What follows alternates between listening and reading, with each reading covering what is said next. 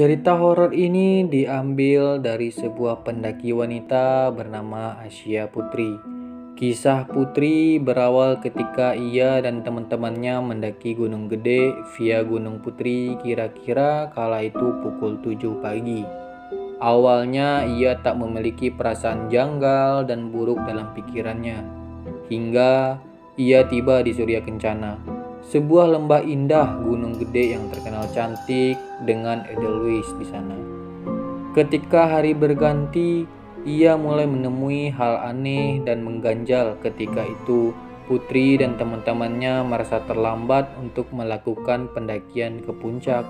Namun, ia mencoba untuk tetap semangat meskipun kabut mulai turun dan menutupi semua pandangan menuju ke puncak gunung.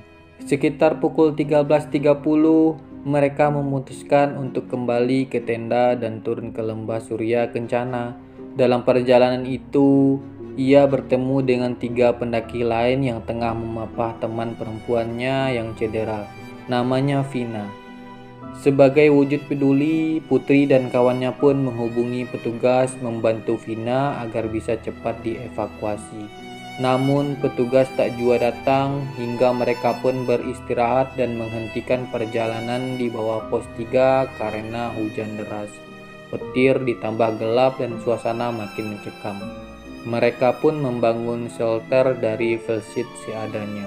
Vina sempat sadar kala itu. Tatapannya kosong, wajahnya pun pucat. Hujan makin deras dan petir menyambar-nyambar. Keadaan Vina makin parah, bahkan mengeluarkan suara-suara aneh. Tatapannya makin menyeramkan. Putri dan teman-temannya pun mencoba menyadarkan dengan membacakan doa, berharap agar Vina segera sadar. Untung doa itu manjur dan membuat Vina sadar. Tapi keanehan kembali terjadi. Giliran teman Putri bernama Dinda yang berlaku aneh, ia muntah-muntah dan menangis sejadi-jadinya. Setelah didoakan, Dinda sadar, namun Vina kembali cekikan seperti kerasukan kuntilanak. Setelah sadar, keduanya pun minta ingin segera pulang. Putri pun tetap menenangkan. Iya, jangan nangis. Din, hujan udah reda, jangan panik. Bacaan doa ya, Din. Seiring cuaca membaik, perjalanan ke base camp pun dilanjutkan. Karena tidak memungkinkan untuk turun bersama, rombongan pun dipisah menjadi 2 dengan beberapa orang turun terlebih dahulu untuk menyelamatkan Vina yang kondisinya masih belum stabil. Putri ikut rombongan di belakang. Perjalanan turun itu pun dilanjutkan kembali, namun salah seorang kawan Putri ingin buang air kecil. Rombongan pun menunggu. Namun setelah kawan Putri selesai pipis, Putri malah dilempar benda-benda asing misterius menyerupai bola basket. Entah asalnya dari mana, saat itulah ia tak sadarkan diri seperti kesurupan. Tubuh Putri lemas. Semua orang yang ada di sekelilingnya nampak berukuran lebih besar dari tubuhnya. Tingkah Putri makin janggal ketika ia malah menangis dan berteriak sekencang-kencangnya. Tak berapa lama, Putri tersadar. Ia pun duduk sambil dirangkul temannya. Belum juga benar-benar tenang, tiba-tiba Putri tersentak dengan terkaget setelah mendengar suara mirip batu terjatuh di pos 2. Rentetan kejadian belum usai. Saat Putri terbengong, seorang teman yang duduk di sebelahnya mendadak kejang-kejang seperti gejala hipotermia. Anehnya, tak hanya kejang, teman Putri tersebut pun melotot mengerikan.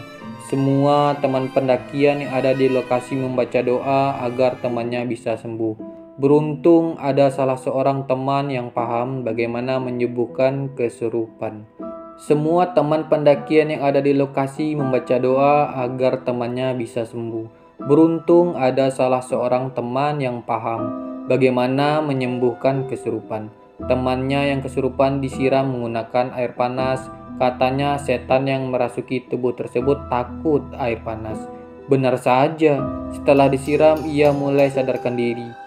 Percaya tak percaya, cerita horor pendaki Gunung Gede tersebut memang terjadi.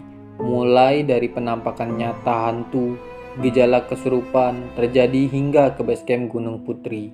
Diketahui kejadian mengerikan ini berawal karena Vina ditinggalkan oleh kawan-kawan mendakinya. Ia ditinggalkan dan ditelantarkan oleh teman mendaki hingga terkena gangguan mistis karena fisik dan mentalnya sedang down karena kecapean dan cuaca ekstrim. Oke, sekian dulu cerita horor kali ini. Jangan lupa like, comment, and subscribe ya teman-teman, agar saya lebih semangat lagi membuat tema-tema cerita horor berikutnya. Oke, see you next time di lain waktu.